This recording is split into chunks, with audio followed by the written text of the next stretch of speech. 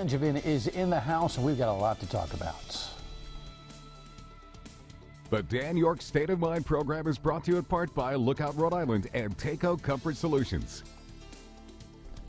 Welcome in. It's great to have you aboard. We have a different look tonight, but we'll be back to our regular set tomorrow. Listen, this weekend has just been, I think, a mind blower for a lot of Americans. I'm interested to see what the Congressman Langevin has to say about all of this. But, you know, yesterday on the radio, weekdays 3 to 6 on WPRO, I had this conversation with the listeners, which I thought was pretty profound. I finally have realized something. Now, for those of you who watch this show on a regular basis, you know that I am not a Donald Trump fan. I am not a Democrat. I'm an unaffiliated voter. I'm definitely in the Never Trump category in the campaign. But I've tried. I think a lot of us have tried to figure out the best way to get accustomed to this new kind of presidency and president. But after the weekend and what he had to say Saturday and how he recovered Sunday and the tweet storm that follows and him lashing out at executives who are leaving commissions and the like and all of that, I've suddenly come to the understanding that, well, he's not going to change, so forget that. But he has no rudder at all. None. No operating philosophy at all. No strategy, no belief system, other than that which promotes his existence in the limelight, which I think puts us in a dilemma. And the dilemma is this: how do we as Americans run the show around him? And in a culture that is presidentially centric and a media that is presidentially phobic, it's going to be a difficult thing to do. I don't know what the congressman thinks about my thoughts, but I'm interested in what he has to say and, of course, his own original thinking on this. And, of course, we've got a race conversation that has always been present in America. And these problems surface when voids of leadership are created. And that's exactly what we have here. Now, you can blame Donald Trump for this last weekend. I don't know that he's got a direct relationship to it, only that he's created an environment where this crowd thinks they have an opportunity to shine. It's going to be a challenge. Here's the latest from CBS on the entire mess. Donald Trump has got to go. Hey, hey, ho, ho. The president arrived at his New York City home last night to protesters outside of Trump Tower.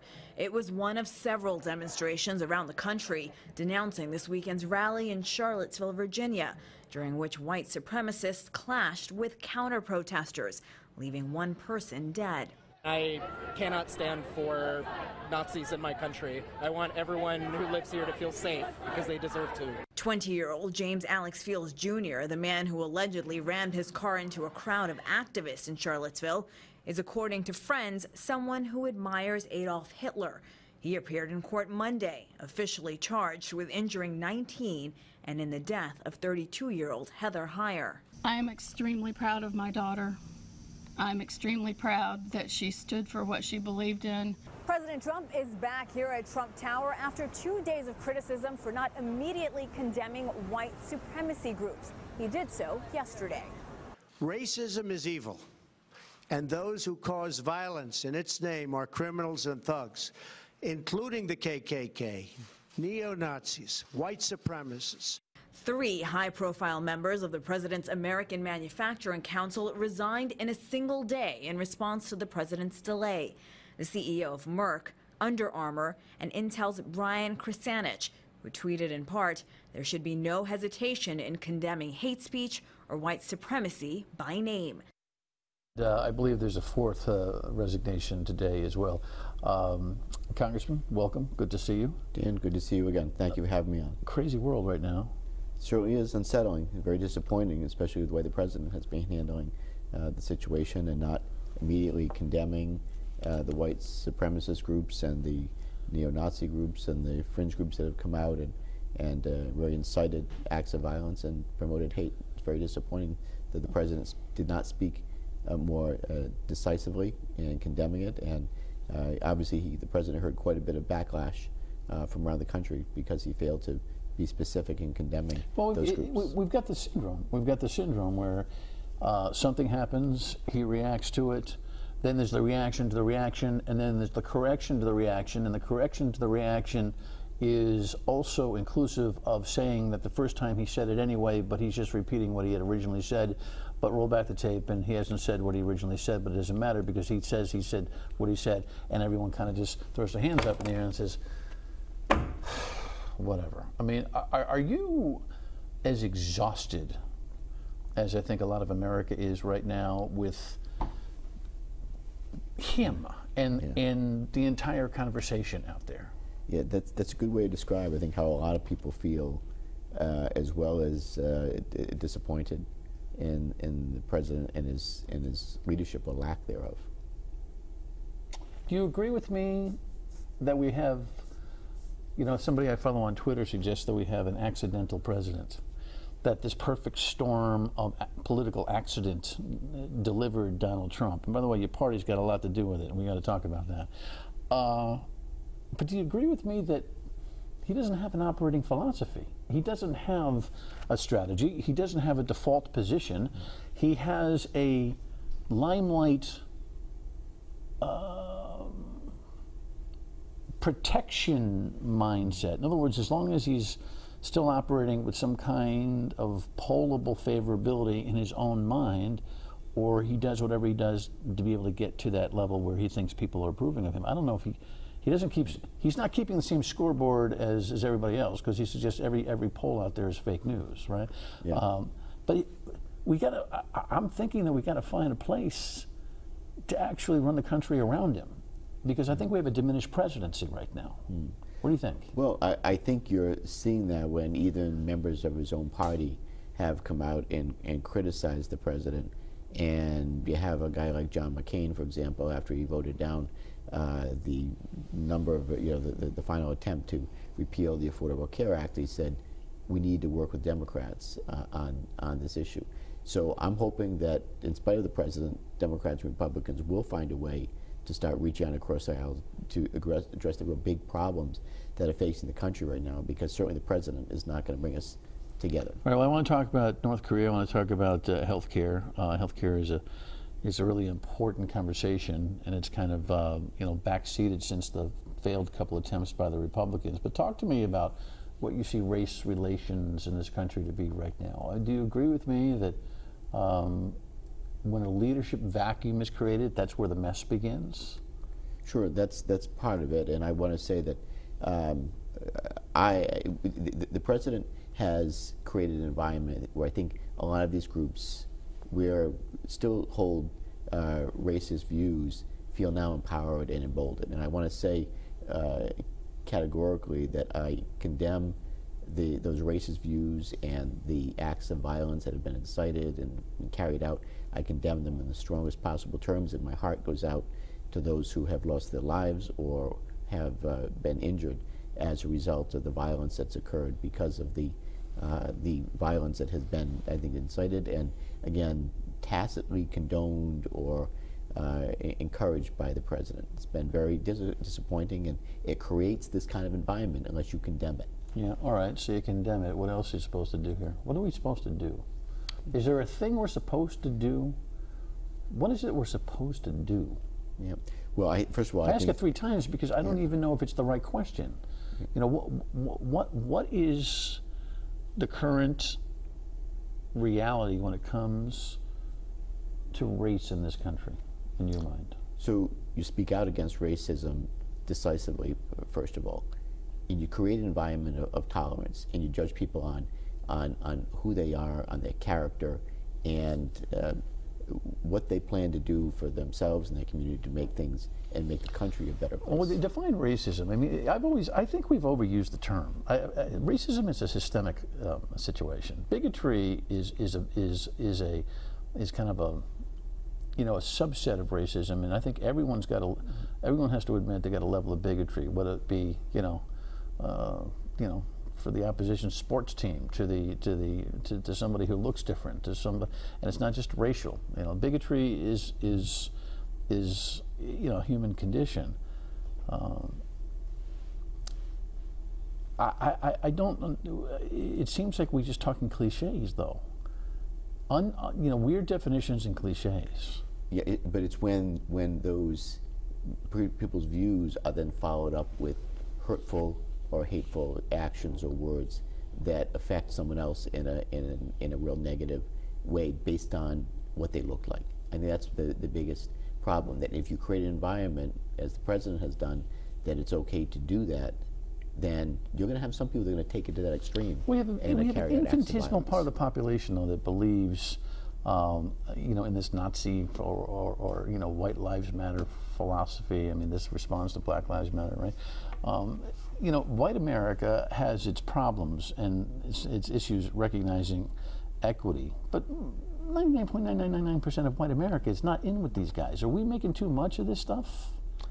No, I don't think we're making too much of it when people die as a result of the violence that's incited. I think it's important that we call it out and condemn it for what it is. Listen, I wouldn't diminish this poor girl's unfortunate being in the wrong place at the wrong time when this knucklehead drives his car into the crowd and everything else, but there are people losing their lives as we speak for all sorts of reasons, accidental, criminal, and the like. I don't know. I think sometimes that the Trump angst creates hyper reaction to an environment that we might have hyperbolized. And once we make it a media sensation, it's a conversation that you can't seem to calm.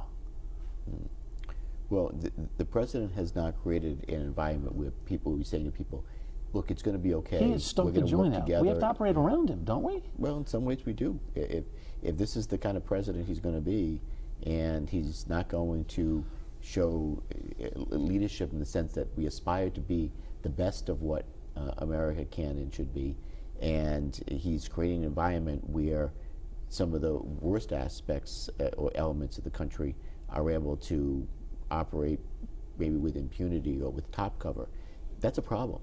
That's it's a lack of leadership. It's creating an environment of intolerance.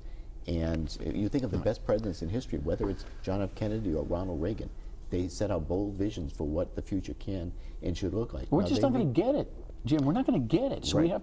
we have to. This is what I'm saying. Yeah. We have to stop wishing upon a star. We're not going to get it. When we come back, we got to figure out if we're not going to get it, what are we going to do? Stay with us. Yeah.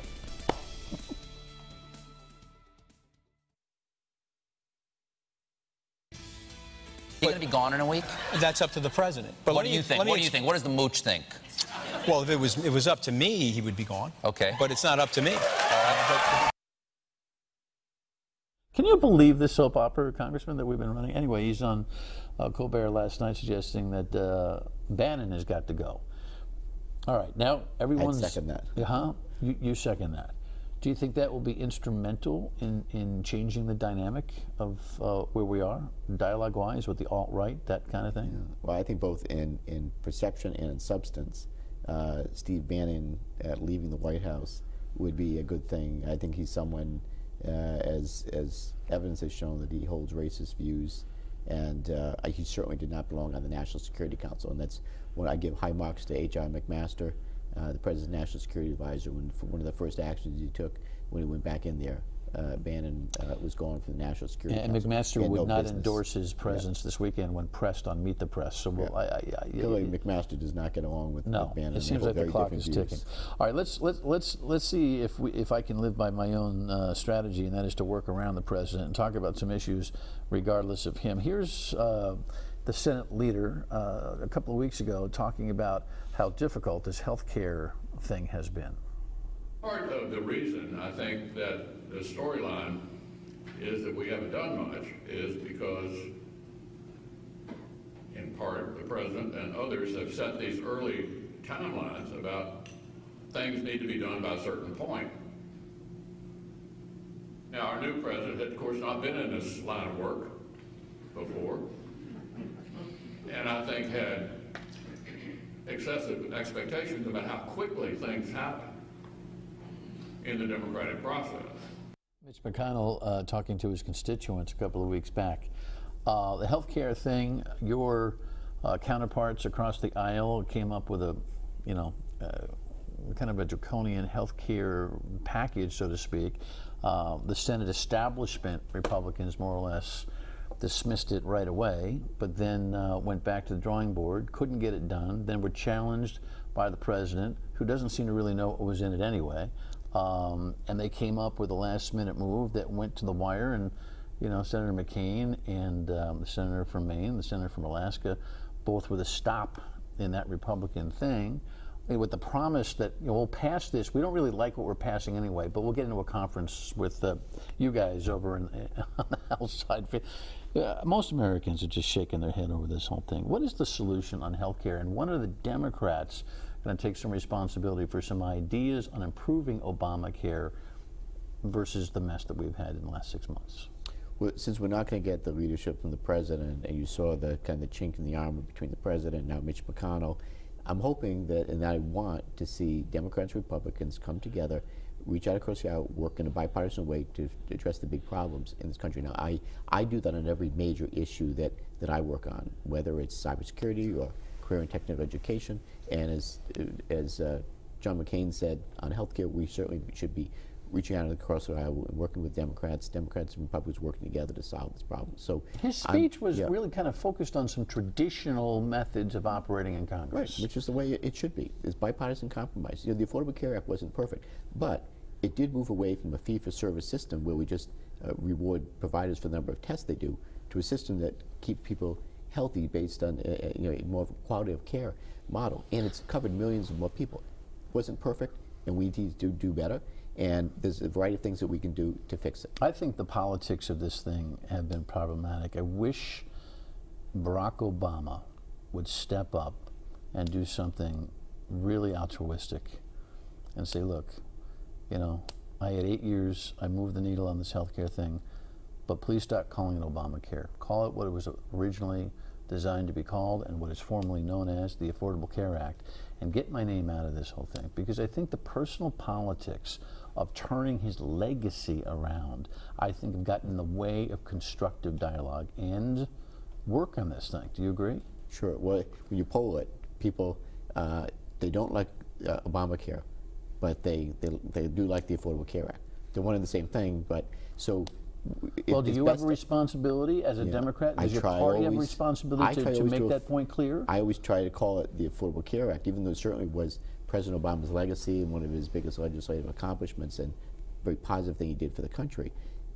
I refer to it as the Affordable Care Act because that's where there's the most common ground and most people understand that it made a dent in reforming health care. It changed it in a positive way, and it's not perfect again, but it made a change. Do you agree with me that he ought to step up and say something like that? I mean, I think if he said something like that, it would open the door for dialogue. Well, I mean, he's very proud of the fact that that it was the Affordable Care Act happened under his watch. Donald Trump's not the only eagle that's been in the White House, by the way. But he didn't call it the Obamacare, by the way. He didn't. The Republicans tried to.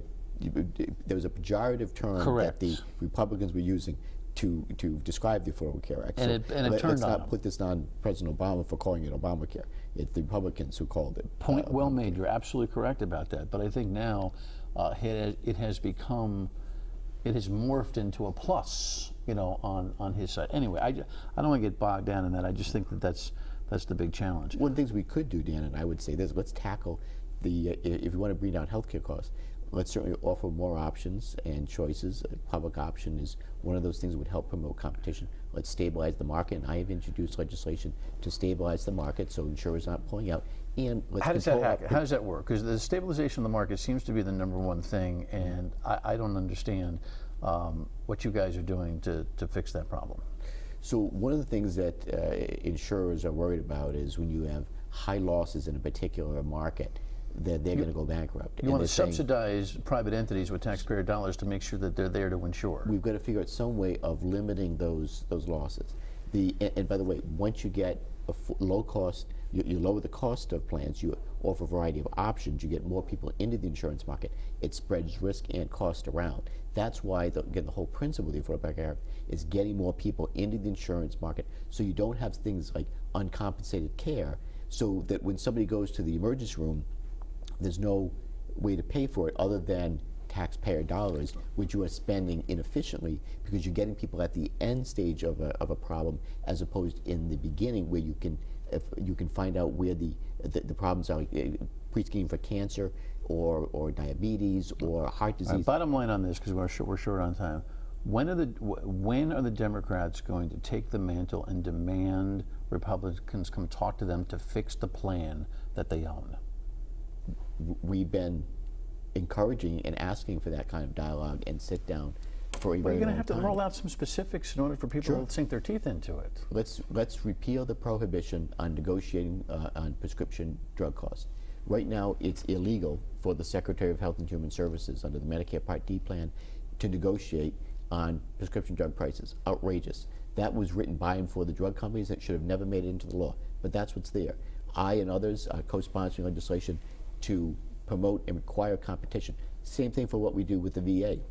The VA has low-cost prescription drugs for our veterans because of requiring competition. You're chock full of good ideas, seems to me. I just think the marketing, the Democrats, they got to step up and start taking some responsibility. North Korea is an itch to scratch here. We'll be right back. We'll talk about it for a couple minutes. Stay with us.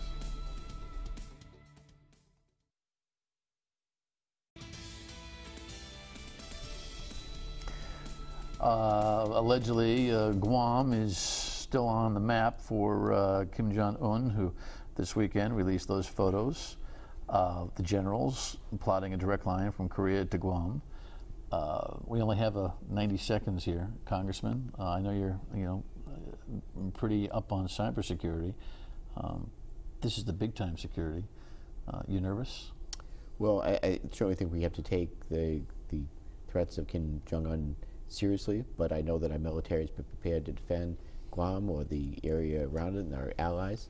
But we need to continue to apply maximum diplomatic pressure to get Kim Jong-un to back down and stop making these bellicose threats that could lead to miscalculation and could lead to military conflict. What's the diplomatic pressure look like? Oh, I certainly think continued sanctions are important, and continue to press China come to the table and work with us to get North Korea to change course. China's the real linchpin in this thing.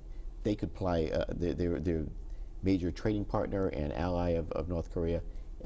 They have a lot to say and how North Korea conducts its business. Do you have confidence in the team that Donald Trump has built around him to handle this situation? I have confidence in Secretary Mattis and General Dunford, the Chairman of Joint Chiefs of Staff, H.R. McMaster and General Kelly, the new Chief of Staff. I think they have solid national security credentials. Thankfully, they're on the job because I don't have confidence in the president, unfortunately. 2018, you're still in the game? I'm running for re-election. If the people of Rhode Island will continue to support me, it's been the honor and the highest privilege of my life to be able to represent the people of Rhode Island in Congress, and I'd like to continue to serve. Chilling for the summer? Town hall meeting, though, next week in Warwick? Town hall meeting next week. We had one last week in Narragansett. We're doing another one on Tuesday of next week at Warwick City Hall, 6 p.m. I'd love to have people come by and have an interaction with me directly so I can hear directly from voters. Good to see you. Great to see you, Dan. Thank you. Jim Langevin, our Congressman. Final word, we got a lot of stuff coming up this week that you need to know about. Stay with us.